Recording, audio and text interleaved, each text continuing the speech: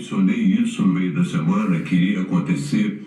Eu pensei que o governo federal estava ciente também, primeiro, da fragilidade da polícia de Brasília, fragilidade ideológica, porque ela é muito bem paga, muito bem preparada comparada com as outras do Brasil, mas fragilidade porque ela não reprime da forma que deve ser reprimida as manifestações da extrema-direita. Então, tive até uma esperança quando o ministro da Justiça disse: eu vou utilizar a Força Nacional. Eu pensei até que ele, sabendo também dessa fragilidade, ele utilizaria a Força Nacional, que não aconteceu. Eu queria apenas registrar uma diferença entre esse processo e a ocupação do Capitólio nos Estados Unidos. Na ocupação do Capitólio, eles estavam tentando impedir a legitimação da vitória do Biden, consequentemente da derrota do Trump. Agora, segundo as informações que eu tenho e segundo as informações que circularam ao longo da semana, eles querem ocupar o parlamento. Eles foram para ficar aí. Portanto, a intervenção federal tem que notar esse detalhe. Inclusive, o próprio ministro da Defesa viu gente com travesseiro e tal, com indicações que vieram para ficar.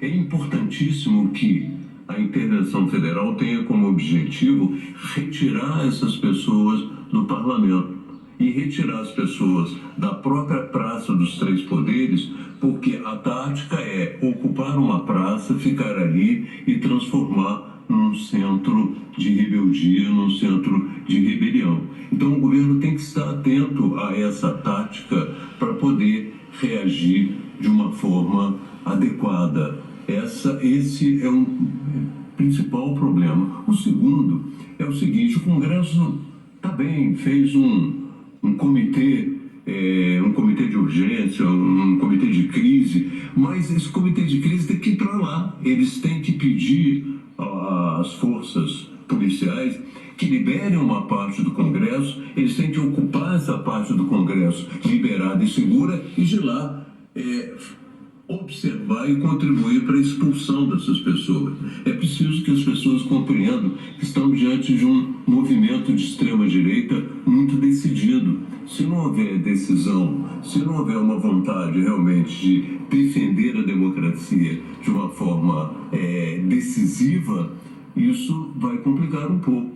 Portanto, eu acredito que a intervenção federal tem que primeiro retirar todo mundo, depois, evidentemente, culpabilizar, fotografar, fichar, tudo bem, mas tem que retirar todo mundo. E o Congresso tem que ser reocupado imediatamente por alguns congressistas, para mostrar que esse símbolo da Casa do Povo está de novo liberado. E dentro da medida do possível, entende? O presidente da República deve ir amanhã ao Palácio do Planalto, os ministros do Supremo devem voltar aos seus lugares. Tem que dizer que esse país continua sendo um país dirigido, um país democrático, um Estado de Direito em funcionamento, e aí começar realmente o processo de repressão. Mas tudo isso estava programado, tudo isso foi dito, inclusive com exemplo de outros países, circulou na internet. Infelizmente, não só as forças de segurança de Brasília falharam, como também a inteligência sobre o que ia acontecer falhou. Mas nós temos uma chance ainda de corrigir esses erros bem rapidamente. Se não corrigirmos, as coisas podem ficar piores. Obrigada, Gabeira. Olha, a informação que chega aqui, enviada para nós pelo nosso Valdo Cruz, é a seguinte: Veneziano Vital do Rego, que é o presidente em exercício do Congresso, chamou para amanhã, 10 horas da manhã, uma reunião urgente dos líderes do Senado, acertou isso com Rodrigo Pacheco. Informação que chega também de assessores do Congresso, obtida pelo Valdo, é que, olha só, os estragos que os terroristas fizeram na Câmara dos Deputados. Os salões verde e negro estão alagados pelo sistema de combate a incêndio, tem um princípio de incêndio no Salão Verde, a maquete tátil do Congresso foi destruída, saquearam todos os presentes protocolares exibidos em vitrines, o vitral O Araguaia, da Mariane Peretti, instalado no Salão Verde, foi danificado e a biblioteca foi poupada porque fica do outro lado do anexo 2. Impressionante. Informação também, rapidamente, antes de passar a bola aqui para o Otávio Guedes, sobre quem é o Ricardo Garcia Capelli, o secretário executivo do Ministério da Justiça, que vai ser um interventor na área de segurança pública do Distrito Federal.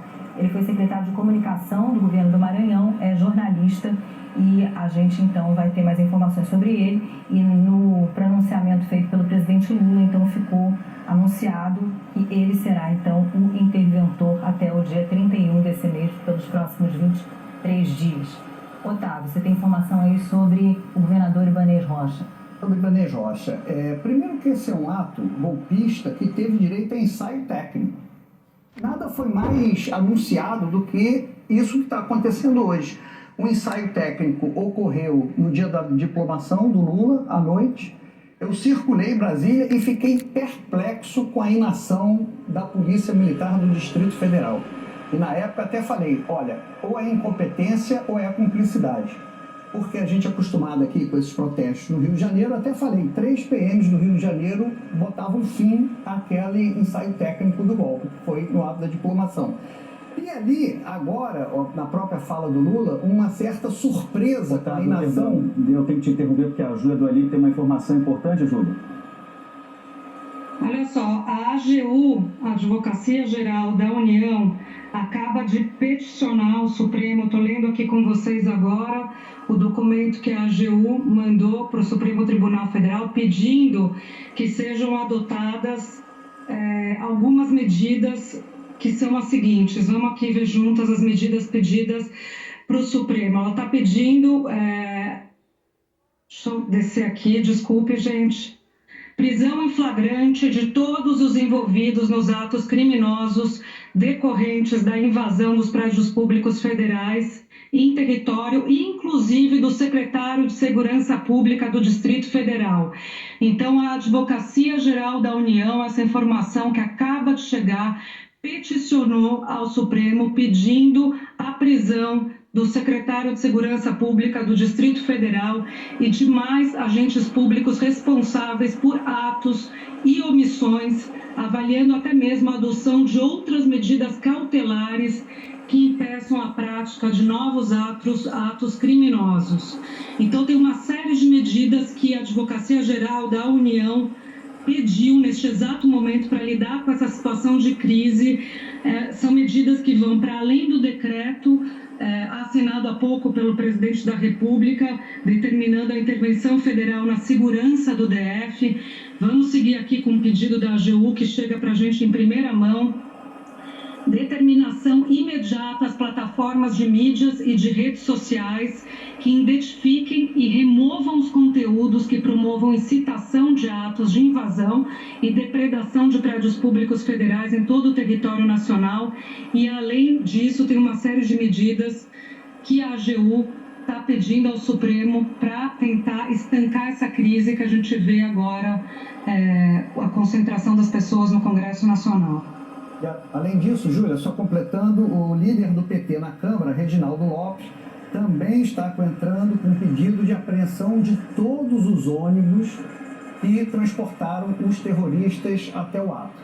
Então vai haver um pedido, só que eles estão com uma dificuldade. O site do STF para protocolar os pedidos está fora do ar, não está funcionando. Mas vai haver também um pedido para que haja apreensão de todos os ônibus. Então, só retomando, eu estava falando ali do ensaio técnico, que foi a diplomação do Lula, e que naquela noite ninguém foi preso.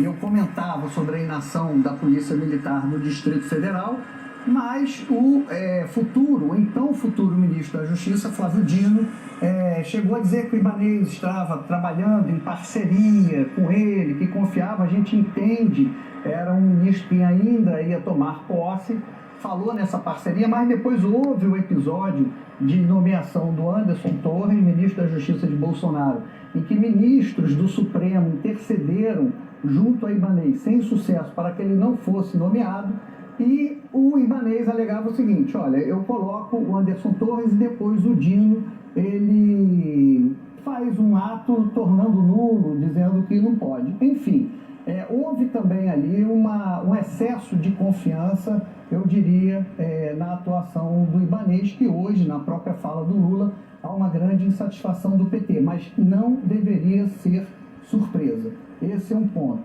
Outro ponto, essa intervenção é uma intervenção semelhante à que aconteceu no Rio de Janeiro, só na segurança, né? E agora já começam manifestações de bolsonaristas contra o ato. Então, o próprio líder do PT, Otílio Cortes, já disse que não concorda com atos antidemocráticos, é o partido do presidente. O governador do Rio de Janeiro, aliado de Bolsonaro, também deu uma nota dizendo que não admite vandalismo. E eu estava vendo aqui uma pesquisa da Quest dizendo que nas redes sociais, no monitoramento das redes sociais, em tempo real, só 10% apoiam esse tipo de terrorismo, vandalismo, golpismo. Você citou, Otávio, o governador do Rio de Janeiro, Cláudio Castro, e então o governador postou a seguinte mensagem, abre aspas, em um ambiente democrático, as cenas que vemos em Brasília são inadmissíveis. Atitudes como essas mancham a imagem do Brasil e não contribuem em nada para o nosso futuro. Manifestações pacíficas fazem parte da democracia. Vandalismo, não. Reitero meu compromisso com a ordem democrática, hoje e sempre. Seremos enérgicos contra toda e qualquer manifestação que não respeite os patrimônios público e privado e o direito de ir e vir dos cidadãos do Rio de Janeiro aí, fecha aspas, claro, citando o governador Cláudio Castro, que é importante a gente lembrar, Cláudio Castro é do partido do presidente Bolsonaro, o PL, e evidentemente na última eleição apoiou a candidatura à reeleição do presidente Jair Bolsonaro. Pode.